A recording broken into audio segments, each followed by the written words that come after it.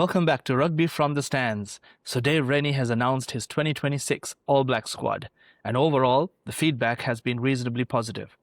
But there are a few selections that have left people scratching their heads, so I thought, let's take on those contentious selections.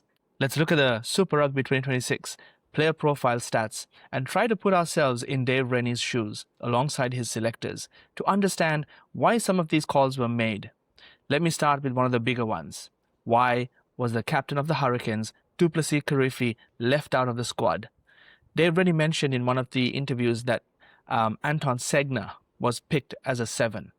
That's interesting because Kirifi is also looked at as a specialist 7. So potentially Segner was picked ahead of Kirifi. So let's look at the stats. If you're a 7, one of the key attributes you need is tackling. You need to be a tackling machine. And if you look at tackle completion rates, Kirifi has one of the highest in the tournament. He's at 90%. Segner is at 85%. And Peter Lakai, who has been playing the house down this season, is at 83%. Anything over 80% is decent, but 90% for Kirifi is pretty phenomenal. Then you look at dominant tackles. This is not necessarily the area Kirifi is known for, but again, open sides generally are not the guys who hit the hardest. Normally that is your number 6s, the enforcer type players, or your locks.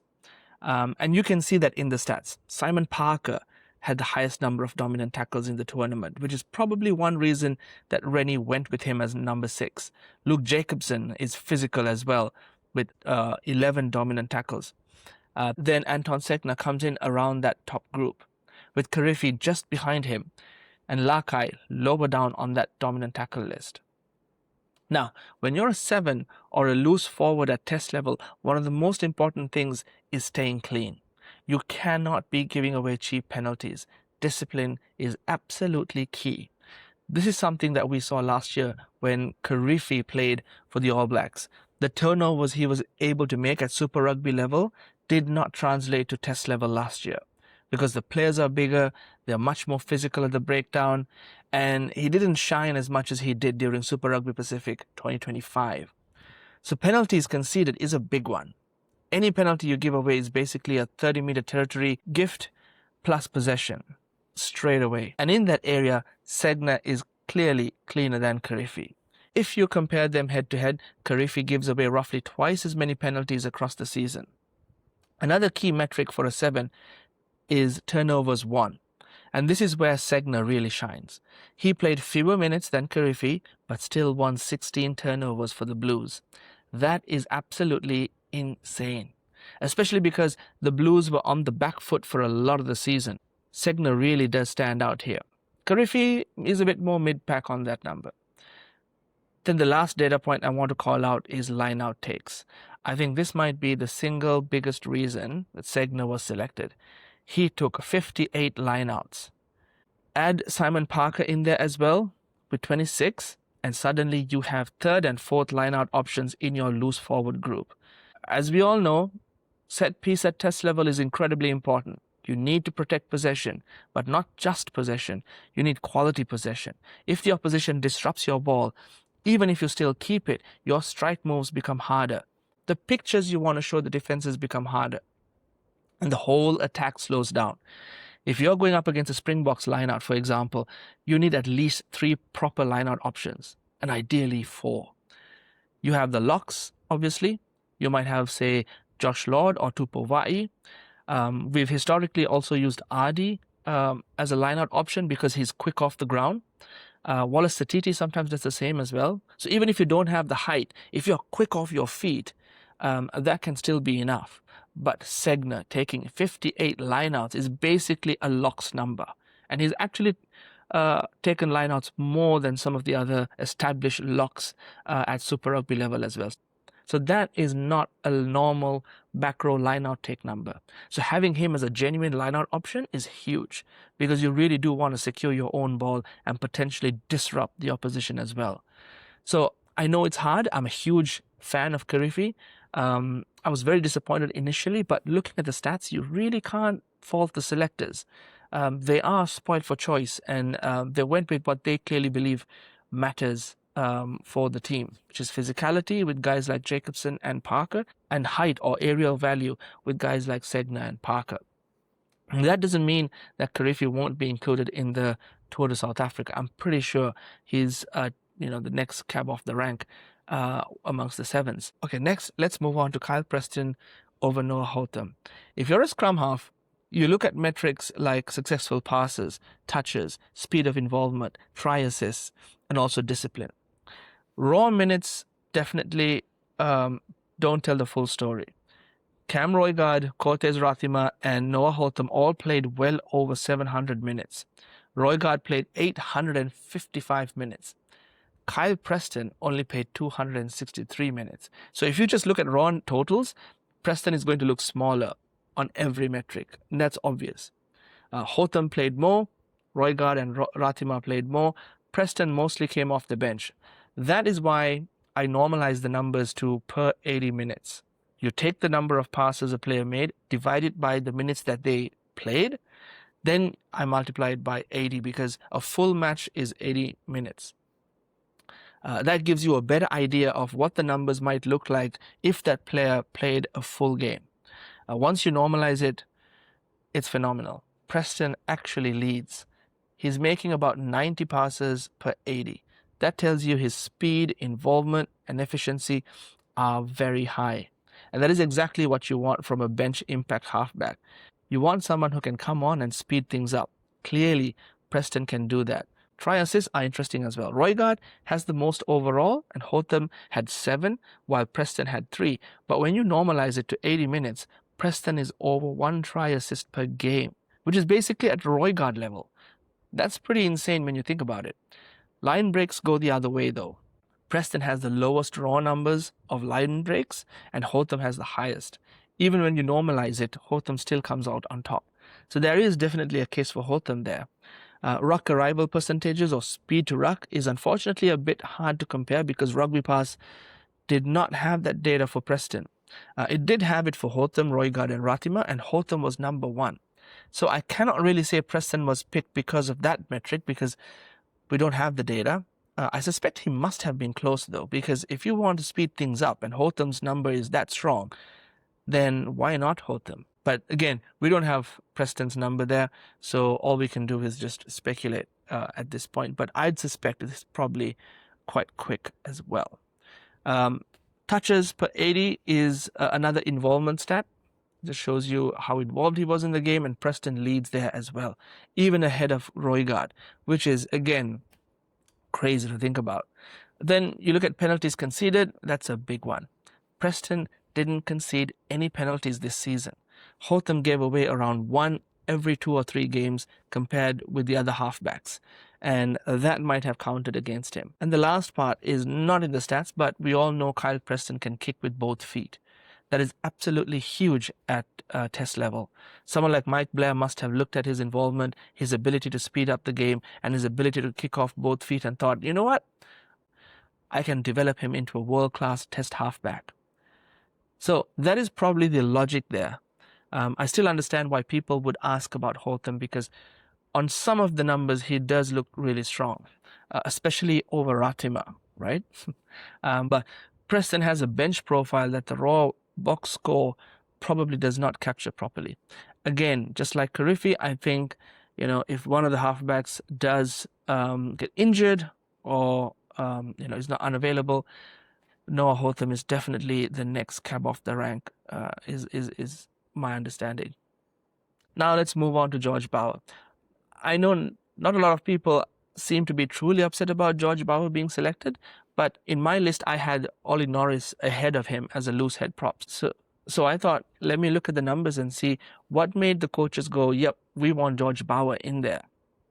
Now, if you're a prop, again, it is really important not to give away too many penalties. Bower only gave away 5 penalties all season, and so did Norris. So they were 2 of the cleanest loose head props. Xavier Numia and Ethan de Groot, who I would suspect are higher on the pecking order than Bower, they gave away far more penalties. Tackle completion rates is where Norris definitely looks excellent. He's almost at 90%. De Groot is at 87%, which is exceptional for a loose head prop. Numia is at 83%. Lower than Norris and de Groot, but still above 80%, which is fantastic. Bower is the lowest at 79%, but that is still close to 80%, so it is not a disaster. But when you look at dominant tackles, this is where Bauer shines. He had the most dominant tackles across this group. And bear in mind, Numia and Norris played right through the playoffs and into the finals. So Bauer's dominant tackle numbers is genuinely interesting. I don't know if you noticed, but there seems to be a theme in Rennie's selections. He used the word brutality in his interviews, especially when he was describing the ruck and how he'd like his teams to contest the ruck. And it does look like he's going for players who bring physicality. Then you look at carries. Numia is the outlier. He had 80 carries across the season, which is insane for a loose head prop. Bauer is much lower at 46. De Groot is in a similar range. That is more what you would expect from a loose head prop. Numia is just different. And it is also probably a symptom of how the Hurricanes play. They are expansive, they have a lot of front football, and Numia is often one of the guys creating that front football. Post-contact meters are scary as well. Numia had 206 post-contact meters. Norris had 106. Bauer had 80, which is still pretty good when you consider he didn't play as many minutes as someone like Numia or Norris. But De Groot was at 54, which is more a par for the position. Defenders beaten is where Numia is, again, insane. 25 defenders beaten. Norris had 9, De Groot had 3, and Bauer had 2. So if you were on Camp Norris, as I was, you might feel like he was hard done by. On a lot of the countable numbers, Norris is there or thereabouts.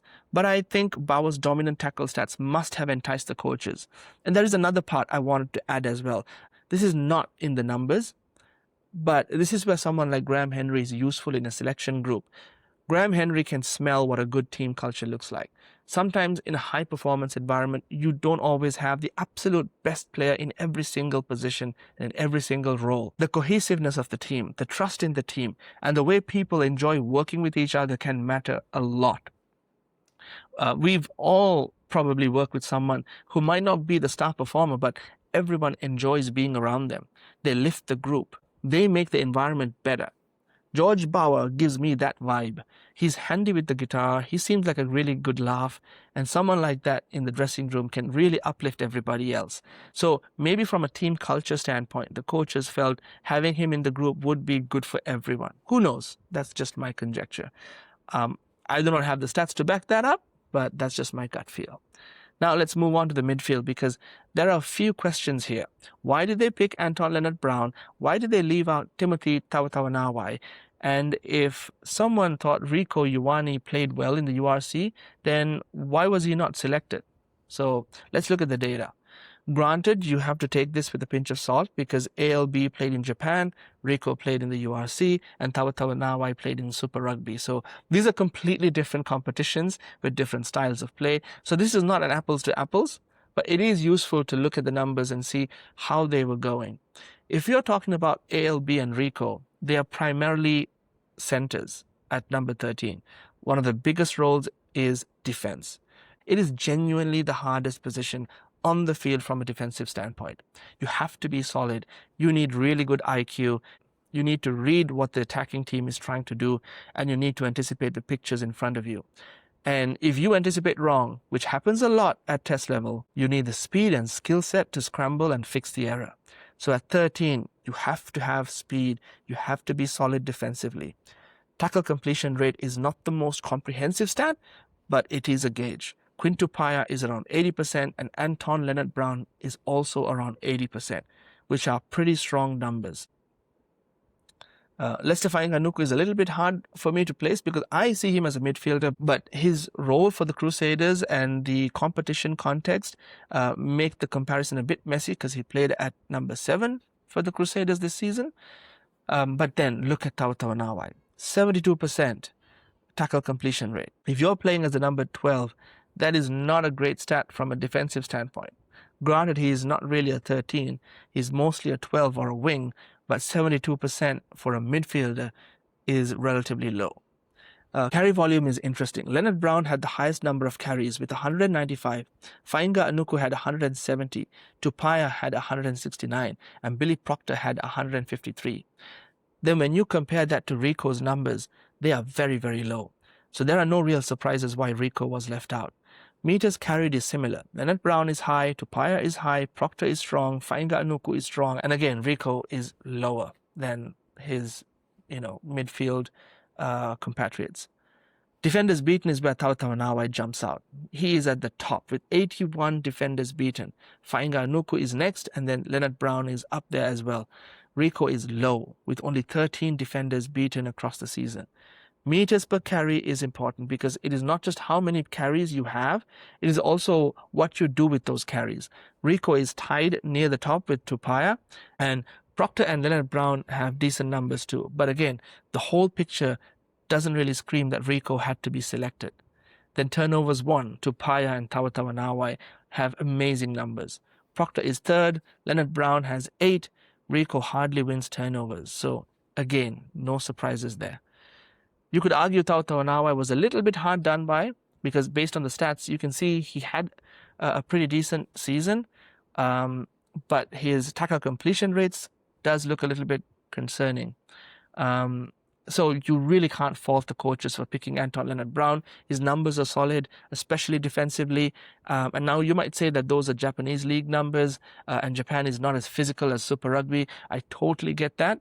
But Dave Rennie and Mike Blair have coached Anton Lienert-Brown, and he's familiar with the systems and how they want to play. So that probably went his way. If you're looking at purely from a statistical standpoint, I think the ability to read defenses and be secure defensively is where Anton Lienert-Brown is really, really solid. Now let's move on to another contentious selection, Beauden Barrett, the legendary 144 Test All Black, 2-time World Player of the Year, World Cup winner, the guy who scored the winning try in the 2015 World Cup final. He was picked and not everyone was happy. So let's look at what the numbers say. Again, Damien McKenzie and Ruben Love played right through to the finals in the Super Rugby. McKenzie did sit out a few games after concussion protocols and also for the birth of his first child. So Love has the highest amount of minutes compared to McKenzie and Beauden Barrett.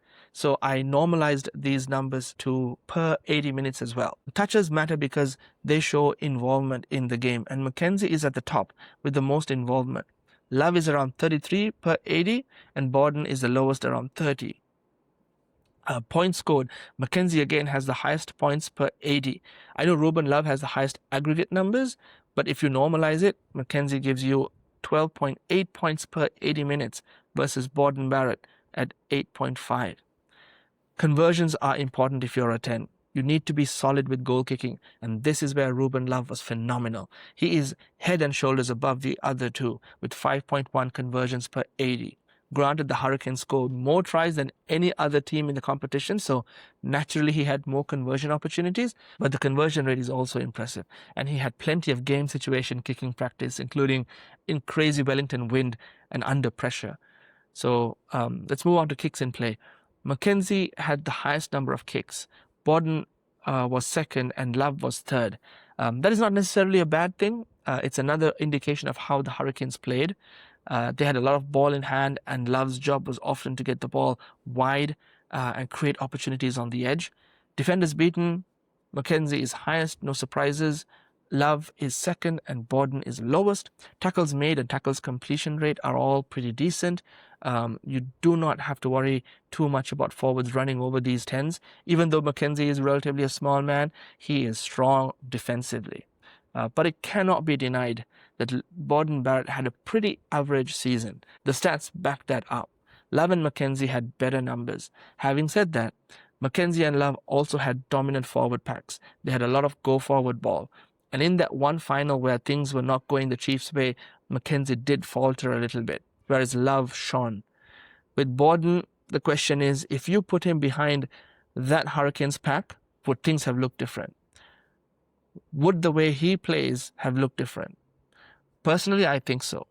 I do not think it's fair to rubbish Beauden's stats because he was playing in a Blues team that was not really gelling. At the same time, there were moments this season where you did see him make mistakes. He missed touch a couple of times, didn't look always in form. So the complaints are not completely unfair. But the reason the coaching staff have him is obvious. He has 144 tests. The occasion of Ellis Park or the Springboks is not going to overwhelm him. And if Ruben Love is our future 10, how amazing is it for him to be mentored by someone like Beauden Barrett, who was his hero growing up? So anyone who has complaints about Beauden being in the side, I wouldn't say they have no point. They do have a point, but you need at least 3 very strong 10s in your squad. And with Richie Mo'unga coming back as well, suddenly you have 4 really strong 10s. That is a great position to be in. If you were one of the coaches, you would be pretty happy with that. Now, I want to give you a bonus stat. This is a graph I put together with almost the entire squad. Not everyone's in here. I do not think I managed to fit absolutely everybody in, but I wanted to show you something I thought was interesting. On the x-axis, I plotted defenders beaten per carry.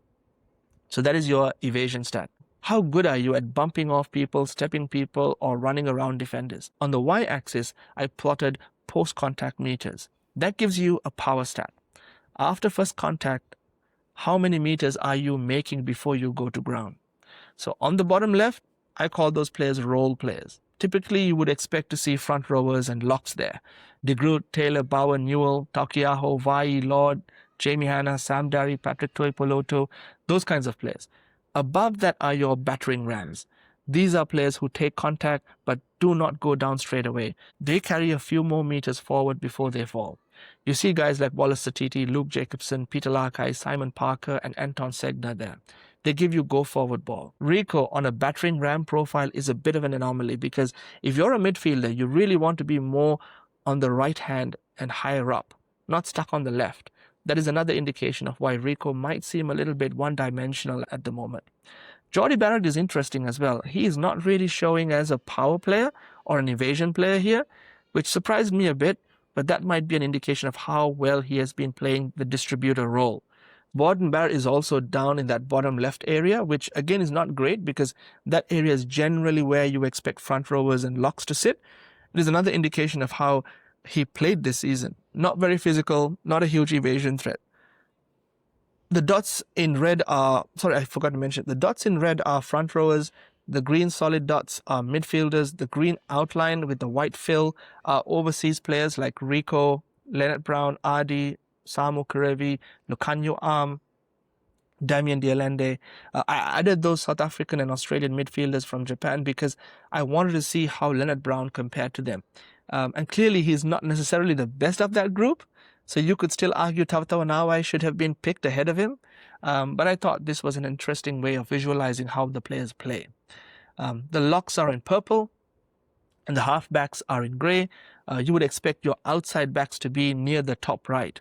Usually after contact, they can make more meters and they're good at beating defenders. Cam Roigard is more of a stepper. He's fantastic at evading defenders. But look at the 2 absolute outliers.